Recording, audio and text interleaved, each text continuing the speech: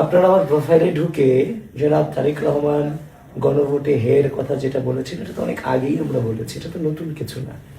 আমি দেখলাম জনাব তারেক রহমানের এই ঘোষণার পরে আপনারা আমার প্রোফাইলে ঢুকে কয়েক মাস আগে যে নায়ের একটা ফটো কার্ড দিয়ে আমার বিরুদ্ধে আবার অপপ্রচারে নেমেছেন। ঠিক আছে, অপপ্রচারে নেমেছেন, এটা তো আপনাদের জব, এটা তো আপনাদের করতেই হবে। কিন্তু ঘটনা হচ্ছে যে এই না তো ওই না না, এটা আপনারা জানেন, জেনেও নোংরামি করছেন। কিংবা জাতীয় নির্বাচনের আগে যে গণভোট দাবি আপনারা করেছিলেন, মানে জাতীয় নির্বাচনকে বানচাল করবার জন্য, ওইটার বিরুদ্ধে আমরা না বলেছিলাম সেই সময়টাতে।